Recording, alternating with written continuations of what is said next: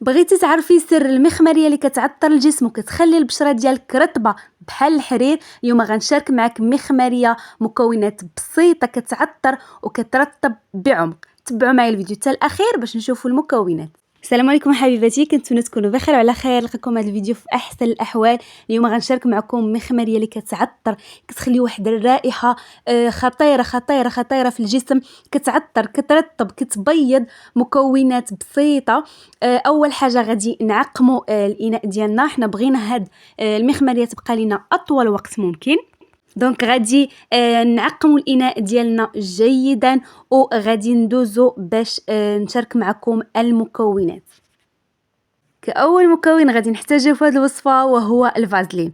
الفازلين كيرطب لنا البشره بعمق، كذلك كيعالج الجفاف والتشققات بعمق، كذلك كيعزز لنا الثبات ديال العطور او لا الزيوت العطريه اللي غادي نضيفو في المخمريه ديالنا. فبالنسبه للفازلين تقدروا تعوضوها بزبده الشيا او زبده الكاكاو او اللي متوفر عندكم. اللي ما متوفرش عنده يضيف فقط الفازلين. وغادي نحتاج كذلك المسك، اي مسك عندكم، يعني باي نكهه بغيتو كتفضلوا، اي نكهه كتعجبكم. انا غادي ناخذ شويه منه غادي ندوبه في حمام مريم. فالمسك يعطي واحد الرائحه زوينه بزاف، واحد الرائحه ثابته. كذلك راه المسك فيه خصائص مطهره خفيفه كتساعد في التنقيه ديال البشره. غادي نضيف الفازلين، غادي نضيف المسك ديالي من بعد ما ذوبته في حمام مائي، وغادي نخلطه بالفازلين. هاد المرحله هادي حاولوا خلطوا باش ما يجمدش لكم المسك مع الفازلين، دونك يتخلط مزيان.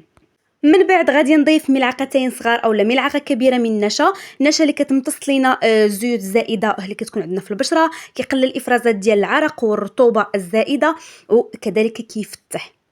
وغادي نضيف كذلك مسك الطهاره يعني السائل. ف يعني نتوما تقدروا تضيفوه تقدروا ما تضيفوش، فهو كيعزز لينا الرائحه، يعني تكون رائحه يعني زوينه بزاف بزاف. اللي قلت لكم انا غادي تعجبكم، انا متاكده بلي غادي يعجبكم هذا الخليط هذا. وغادي نضيف كذلك زيت جونسون اولا اي زيت متوفر عندكم، وغادي ندير زيت الجليسيرين اللي كيرطب لينا البشره، كيعطي واحد الاشراقه واللمعان زوينين بزاف في البشره ديالنا. وغادي نضيف ملعقتين صغار من اي كريم جسم عندكم، اي كريم توفر عندكم تقدروا تضيفوه تقدروا ما تضيفوش، دونك مرحله اختياريه. غادي ندمج المكونات ديالي جيدا. هنا غادي نستعن بالطراب الكهربائي اولا تقدروا فقط يعني تخدموا بيديكم، هو غياخذ لكم وقت، دونك انا كنفضل الطراب الكهربائي.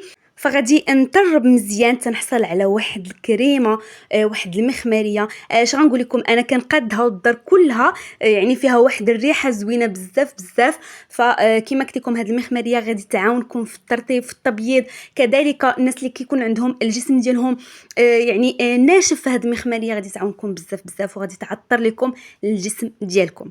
كما كتشوفوا معايا من بعد ما دمجنا المكونات ديالي غادي ناخذ واحد القريعه اللي غادي نعقموها حتى هي بطبيعه الحال كما قلت لكم باش نحافظوا على هذه المخمريه اطول وقت ممكن، تكون صالحه لينا ما يتجمعوش فيها البكتيريا. دونك غادي ناخذ المعقم وغادي نعقم القريعه مزيان، ما يكونش فيها الماء كما قلت باش ما يتكاثروش لينا يعني البكتيريا في المخمريه. وغادي نديرو فيها هاد المخمريه ديالنا وغادي نحتفظوا بها اطول وقت ممكن، فكتبقى صالحه. كذلك الريحه كتبقى ثابته، ينفع تستعملوها غادي تسدوها مزيان، كتبقى الريحه خطيره خطيره خطيره في الجسم ديالكم. وهذه كانت هي الوصفه ديال المخمريه اللي غادي تعطر لك وترطب لك بعمق الجسم ديالك، والرائحه كتبقى طول النهار. يعني الا جربتيها ما تنسيش تخلي لي الراي ديالك في التعاليق وتشتركي في القناه وتفعلي الجرس باش يوصلك كل جديد. نشوفكم في فيديو جديد ان شاء الله مع وصفه جديده. تهلاو ليا في راسكم، والسلام عليكم ورحمه الله تعالى وبركاته.